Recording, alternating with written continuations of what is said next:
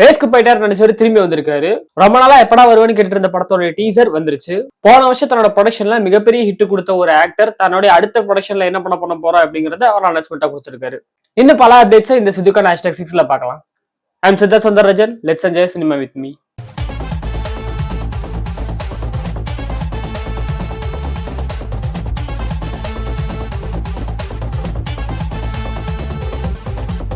ஒரு வாரத்துக்கு முன்னாடி இந்த பிக்சரை பார்க்கும்போதே கணிச்சேன் அப்டேட் சீக்கிரமா வரப்போகுது அப்படின்னு சொல்லிட்டு அதுக்கேற்ற மாதிரி வந்துருச்சு. AK64 it's officially announced as titled as Daredevil, directed by Adik Ravichandran, music Anirudh and produced by surprisingly Ajit Kumar himself. Shalini Ajith குமார்ங்கிற பேரை போட்டு அவங்களோட ப்ரொடக்ஷன் ஆரம்பிச்சிருக்காங்க.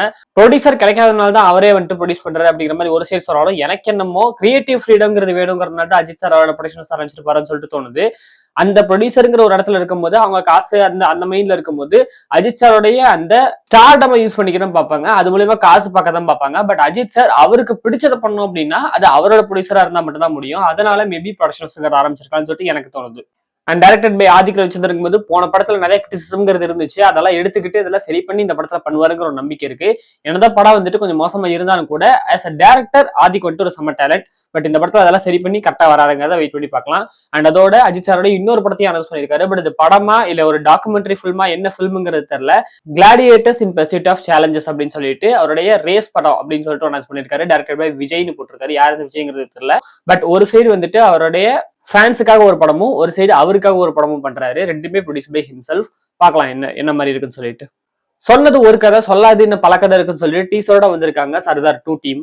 Who is Ajay Surya, what he is doing in this teaser என்னமே தெரிய மாட்டேங்குது. அவர் வந்துட்டு just இந்த ஹீரோ கேரக்டர்ஸையும் தண்ணியும் பயங்கரமா பில்டப் பண்றாரு. அவ்வளவுதான் இந்த டீசர் முழுக்கவே இருக்கு. பெருசா கதைங்கிறதே சொல்லல. 10th செப்டம்பர் ரிலீஸ்னு போட்டிருக்காங்க. ட்ரெய்லர் வரும்போது அந்த ட்ரெய்லர்லயாவது கதை என்னங்கிறத கொஞ்சம் ரிவீல் பண்ணுவாங்கன்னு சொல்லிட்டு நினைக்கிறேன். பார்க்கலாம். And I wonder what Malavika is doing in this film. And சாம்சியஸ் தெரிவிக்க விட்டாப்ல. போன வருஷம் கோர்ட்டுன்னு சொல்லிட்டு ஒரு அமேசிங்கான படம் கொடுத்த ப்ரொடியூசர் நானி அவர்கள் இப்போதைக்கு வந்துட்டு அவருடைய அடுத்த ப்ரொடக்ஷன் படத்தை அனௌன்ஸ் பண்ணியிருக்காரு. நிதினை வச்சு அலியாஸ் ருக்மிணி அப்படிங்கிற ஒரு படத்தை வந்துட்டு ப்ரொடியூஸ் பண்ண போறாரு. ஸோ இந்த படத்தோடைய கதைங்கிறது வந்துட்டு ரொம்ப சிம்பிளா ஒரு ரைட்டர் பத்தின கதை அப்படிங்கிற மாதிரி இந்த ப்ரோமோ மூலியமா தெரியுது. அண்ட் இந்த படம் வந்துட்டு ஷூட்டிங் விட்டு இப்பதான் ஆரம்பிச்சிருக்காங்க. ஸோ கூடிய சீக்கிரம் நமக்கு வந்துட்டு ரிலீஸ் ஆகும்.